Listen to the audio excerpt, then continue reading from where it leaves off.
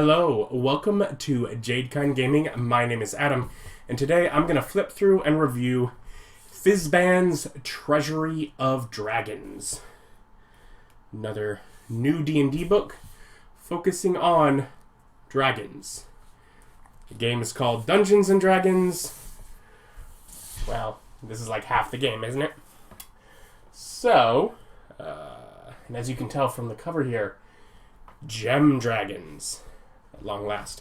So, hopping in, beginning of the book, they have elegy for the first world and rules on that. This is basically an explanation of why Tiamat and Bahamut are in so many worlds, and a great excuse if you want them in yours. There you go. Character creation. Fun stuff begins right here. They have some new races. Yeah. And these races use the 2 languages and a total of +3, either +2 and +1 or 3 +1s bonus, and they are not giving you any clues as to where you should put your stats to be the most typical version of the race, because they're still being lazy about that. I'm all for saying, yeah, sure, if you want to be different than the standard, that's fine, but as a dungeon master, where do I put it? But we get 3 Dragonborn. Chromatic, Gem, and Metallic. Gem being a whole new option here. With Psychic, Psionic Mind, Telekinesis. Very fun. But basically, particularly for Chromatic and Metallic, which you could do with the Dragonborn in the Player's Handbook, they are just better. They're so much better than the Dragonborn that's in the Player's Handbook that I would say these Dragonborn are basically on par with all of the other races, which means that finally you can play a Dragonborn without and get the cool factor of being a dragon without having to be weaker than everyone else, which I think is an interesting concept. When 5th edition first came out, they're like, well, if you want to be a dragon, you have to be the weakest. Well, they dialed back on that, and you can play a decent one now. Couple of subclass options. Monk, Way of the Ascendant Dragon.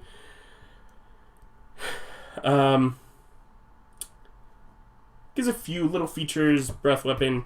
Wings Unfurled, which lets you fly, sort of. It's only for a turn, so it's really just fancy jump. You get your Frightful Presence. You get Breath Weapon. Dragon-like features to a monk. And then we have Ranger Drake Warden, which is you are a ranger who gets a Drake companion, who you can use as a mount, and eventually even a flying mount. But that's, saying have a dragon pet. So awesome. Heroes of the Dragon. You get a little table here that's just, here's how to flavor other classes to feel like they're dragon-based.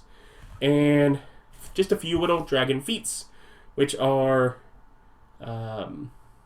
giving you a feature that makes you feel kind of draconic, either chromatic, gem, or metallic, for a feat. So just different ways to tie your character into dragons in the background, in the backstory. So great options for that. Then also Dragon Magic, which lets a lot of these spellcasting classes also have ties. A variety, different spells. The one I want to point out particularly is the Psychic Lance, which is one that if you see them, like the beam, the shimmering lance of psychic power from your forehead at a creature you can see within range. Alternatively, if you can't, if you utter their name, even if you can't see them, they're the target. So it just comes from nowhere, and 76 psychic damage to someone within 120 feet if you say their name. That's the, I target the guy in next door. No way to tie it back to me. Only verbal components. Great sneaky spell for like a city environment kind of game. And dragon summonable. Dragon spirit summonable. Yeah. So you get some spells. You also get magic items tied to dragons. Including the Dragon Lance, of which the setting is named after. It's a few different things here. Flail of Tiamat, Platinum Scarf, tying into those particular Tiamat and Bahamut dragons. Ruby Weave Gem was particular. They have some items based on the Gem Dragons. This one basically lets you get away without using components up to a certain amount, like costly components, and then also get a spell of your choice each long rest from any spell list. So I thought that one was particularly cool. Yeah, some dragon-based magic items, and also some dragon-based magic items that are relying on being placed in a dragon's horde, and just by spending time in a dragon horde, they become more powerful, absorbing magic from the dragon horde, because in this book, dragon's hordes are magical. It's not just a dragon's age that lets it go up in age categories, but also the size of its horde, which it is drawing magic from. Because dragons are these magical creatures that draw magic from having a bunch of money, I guess. Whatever. It's all fluffy stuff. If you like it, great. If you think that sounds weird, well then dragons can just become older by staying alive for longer. That works too. And dragon gifts, which might have like a feature, like a visual representation on your character, and things like having a draconic familiar. I think it's is it the pseudo dragon? Yeah, pseudo dragon. Getting frightful presence, having resistance to piercing and slashing damage in the form of scaled toughness. Just different. That basically things that you can be gifted by, either gifted by a powerful dragon as a reward for aiding them, or perhaps absorbed from the blood of a powerful dragon after slaying it, and depending on the rarity of the gift is what age category it would come from. So just different ways to reward players, particularly like, if you have to slay a dragon, get some cool benefit from it. If you want your players to be slaying a lot of dragons in a campaign, that's the thing that giving them a magic reward that they cannot come across any other way is a great way to get them to seek out more dragons to kill. And then we get to dragons in play. Role-playing dragons. So, things like different descriptions for appearance, mannerisms, bonds, flaws, secrets, things to make different dragons unique. So one dragon of the same type of dragon, different dragons can feel different and be unique from each other. How to come up with cool names for dragons, both proper draconic names as well as like hints on, commonly known as Old Gnawbone, like having nicknames for them, ways to customize dragons, including giving them extra features. And here's where it talks about the lifespan of dragons and how their horde also affects their age category. Isn't that just an adorable little blue wormling? He's so cute. But then, you get the blue dragon through the different age categories to show it off. They discuss dragon reproduction and the idea, it could be like lizards, or it could be something else. Whatever. Talk about half dragons, where they come about from. Death and undeath of a dragon. Does a dragon truly die, or does its soul pass on to being another dragon? Or do they seek out not wanting to die? And there's some, in the monster section later on, there's a few different undead options. Talk about having echoes of the same dragon in multiple worlds. And that comes up later when dragons are trying to become really powerful. They have to seek out their echoes and observe. Another thing that's very fluffy, but I'm like, whatever. Dragons don't tend to worship Tiamat and Bahamut, but revere them. Shape-shifting for dragons, and you can give it to the chromatic if you want. And different dragon organizations. Cult of the Dragon is the one that we know of from Tiamat, but just a few others. And then dragon followers. Things like kobolds, whoever. A little section on making encounters from dragons with some roll charts and adventures based on dragons. and whole campaigns based on dragons. So just advice for doing that. Then we get to lairs and hordes, which talks about, is it general here? Yeah, the next section's when it's not. Which talks about a dragon's lair and horde. So where it might be in general. Some extra regional effects that you can add to any dragon's lair. Some extra lair actions you can add to any dragon's lair. Maybe this is the section that talks about needing a dragon's transition to adulthood is measured by 2 milestones, a century of life, and a horde worth around 15,000 gold or more. Yeah, here's where it's saying they gotta get money in order to get older. Whatever. Talking about plundering a horde and haunted hordes. Whatever. Lots of stuff for that. Here we go. Here's the good horde stuff. What's in a horde? Types of treasure. So for a wormling, how much copper, silver, gold, mundane items, gems, art objects, and magic items.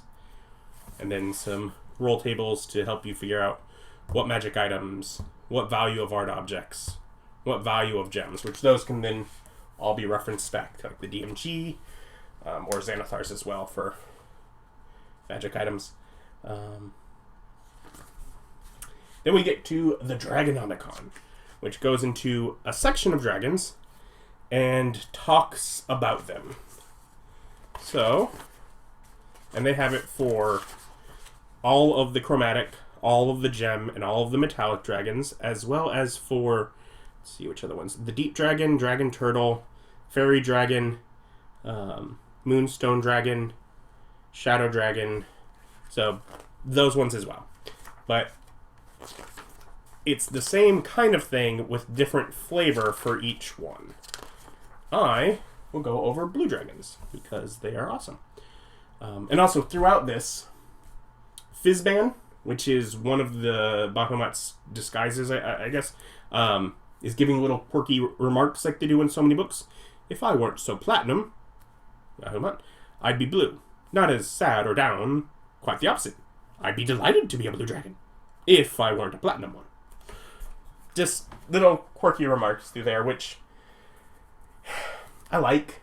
I've enjoyed that. Thought it was weird in the first books, but over time, especially as so many books are tied to an individual, I have enjoyed just those little jokes. So,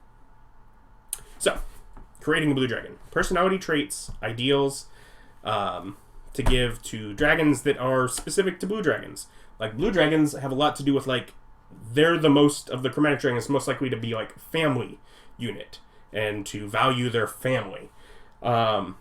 Then, for dragons that don't have spellcasting, so the gem, for example, all have spellcasting by default, so they don't get it, but you get different spells that they could know if you want to know spellcasting. Just a few spells to give to them so that you can have relevant spells for the dragon. Some adventure hooks, and connections, which are things like, I'll pick one for the Wormling. It's just the first. A Wormling connection. A recently hatched brood of blue dragon wormlings has adopted a wounded pseudo-dragon as a sibling. So it is a connection to a pseudo-dragon. Let's do the last. Ancient dragon. Under the pretense of helping an ancient blue dragon become a Draco Lich, an archmage is actually hoping to claim the dragon's vast horde. They are connections to some other creature or group of creatures, or I think at times like community, just different ways to tie the dragon into something else. How to tie it into the wider world. And then information on blue dragon lairs, including features of an example lair. So they talk about the entrance chamber, horde display, dragon's den, private entrance, and treasury, because they label, horde display, entrance chamber, dragon's den, private entrance, and treasury. They're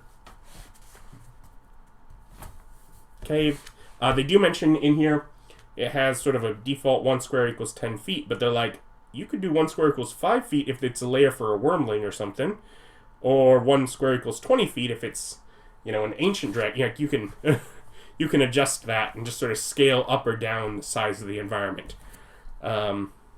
They give some example additional layer actions just for this color dragon, some extra regional effects that you can add on if you want, and then they go into the treasures for the dragon in their horde. So, for example, blue dragons have strict standards for what treasures they allow into the hordes and reject valuable objects that don't meet those standards. And then they give details, but essentially it's saying what kind of treasure does a dragon want, because they're picky. It's not just stuff. And then, so they give, here's specific roll table for art objects for the blue dragon to help fill its horde with some stuff that fits the theme. And then most of them have, an example dragon. And then we go on to the next dragon.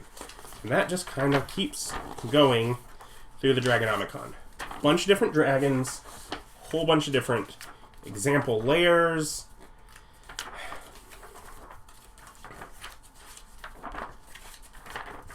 Example personality bits.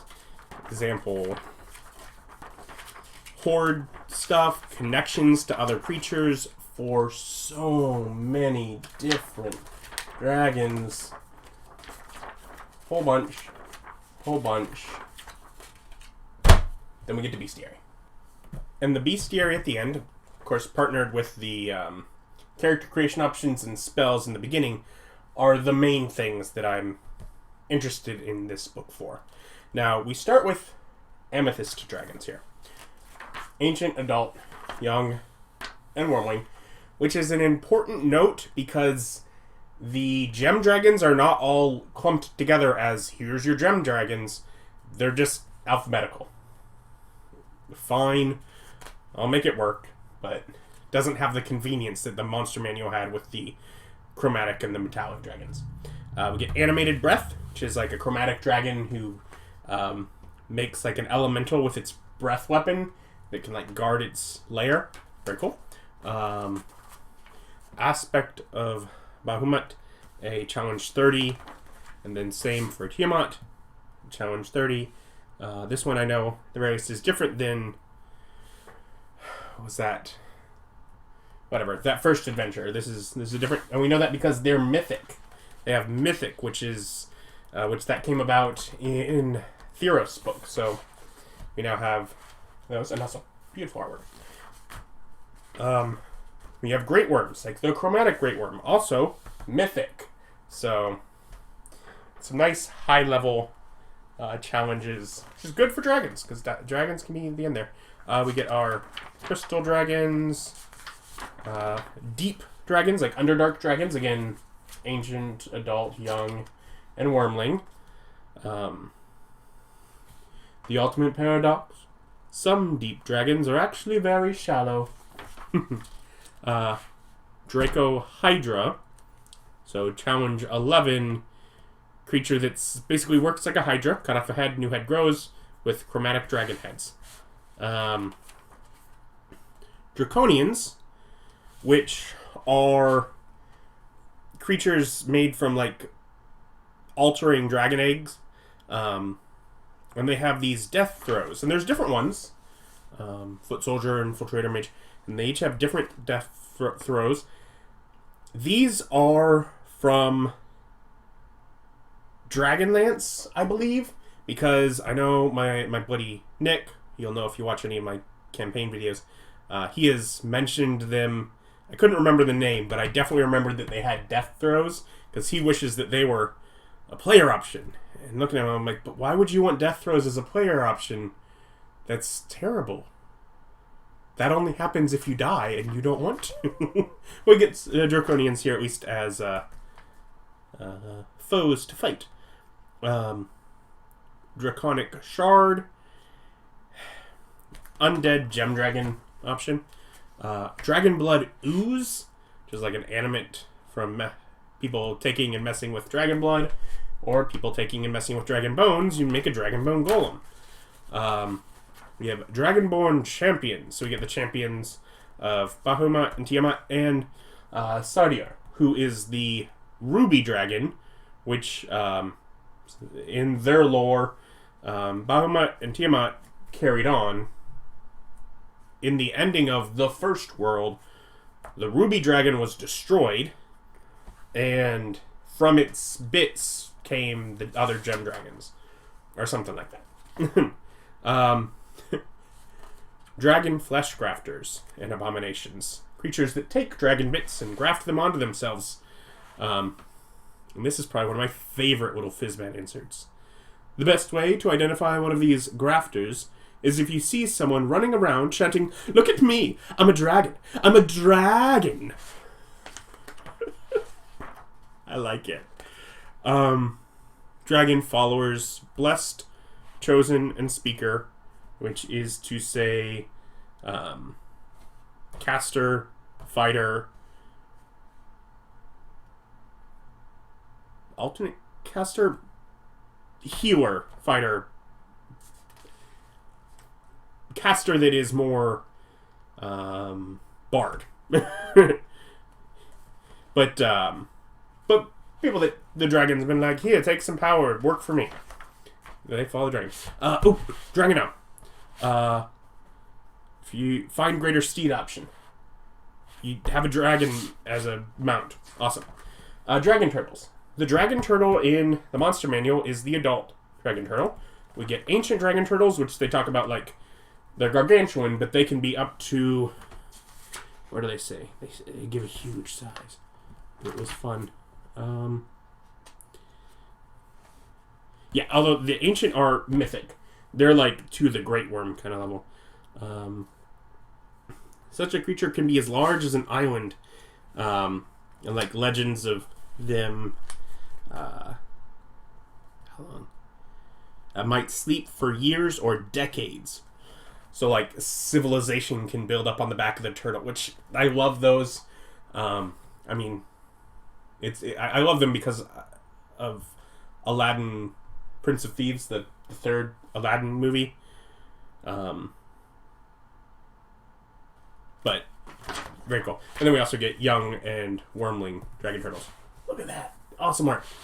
Egg hunters, which are weird monstrosities that like hide amongst dragon eggs and destroy them and hatch their own young inside them. Whatever. Elder Brain Dragon, which is an aberration where a elder brain latches itself onto a dragon to gain mobility, and now all of a sudden you get armies of Illithid that can move around and aren't stuck in one place. Emerald Dragons, which look super cool. Eye Drake, which is Beholder, has nightmares of dragons, gives birth to Eye Drake, which is a beholder that looks like a dragon and has breath or eye rays that are like breath weapon effects. The Gem Great Worm, Gem Stalker, which is monstrosity. Let's see here. When a gem dragon kills an aberrant creature from the far realm, dragon sometimes reshapes the alien corpse into a gem stalker, cunning predator capable of traversing the Underdark. So to help them with their Underdark lairs. Ghost Dragon. So an undead dragon option is the Ghost Dragon, the ghost of a dragon. Horde Mimic, which is to say a mimic that looks like a horde that dragons will like partner with and be like, hey, you hang out in my lair and you be the false horde, and when people come to try and steal my horde, you can eat them. Horde Scarabs, which are little bugs that hide amongst the horde and look like coins, and therefore when you're when your players are looting the horde, they can come across those and be attacked by swarms of them. Awesome. Hollow Dragon, another undead option, which is to say a metallic dragon who has like the shell of the metallic dragon, the metal outside, with like the spirit inside that's like becoming undead for some purpose of guarding something. Lion Drake, which is whatever lion dragon thing. Metallic Great Worm, so big fancy mythic metallic option. Metallic Sentinels, the Peacekeeper, and the Warbler, what a bird, which Metallic Dragons use to, like, keep an eye on, like, the communities that they love so that they can make sure to get down there when they need to. Moonstone Dragons, which are Feywild Dragons. Ancient Adult, Young, and Wormling. Sapphire, which is the one that I think we've had for a while because of anniversary release or whatever. And of course, each of the Gem Dragons also have their lair and regional effects, you know, here just like any others. Sea Serpents, Ancient and Young. So another, you know, in addition to like Dragon Turtles or Krakens, another great sea monster option. Always useful to have that. And Topaz Dragons. There are little charts at the end to help sort things.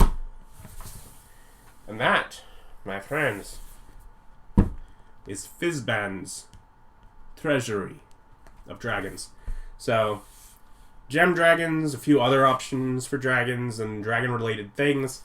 Some new monsters that tie into it.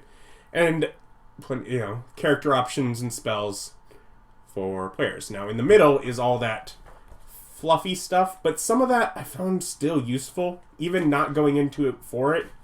Things like just the roll charts for making dragons seem unique. When I'm thinking about a possible game where I'm going to have a number of dragons, and some of them are going to be multiple, you know, I might have, you know, a few blue dragons, and I was thinking, well, I'll just sort of stagger the age categories maybe. But I'm like, I can give them like options, like say, one of them, you know, has, you know, is draped in some semblance of clothing from a stole to a full robe. Like, a dragon that has had a robe made for itself, that can make for a unique looking dragon. Not most do that. Or extra horns or spines, or rings, piercings that crest the wing edges. Like, it's had its wings pierced. Different options just do that, and same with personality traits and such. Things to make them stand out even amongst a group of the same type of dragon. Useful. Pre-made lairs can definitely come in handy if you need that. Lots of just dragon-like advice and information. But yeah, I'll link where you can pick it up online, or you can probably still find it at your friendly local gaming store. Like, comment, subscribe, all that fun YouTube stuff. As I went over them quick, I don't know if I mentioned, but the Gem Dragons are the psychic dragons. They all have their own personalities, just like all the chromatic and metallic dragons have their own personalities. But in addition to that, they're neutral, which is what, you know, not evil, not good. They're neutral, and they have psychic, you know, which is basically some spell-like abilities, and the ability to teleport. But, so, Gem Dragons and lots of fun stuff. Thanks for watching.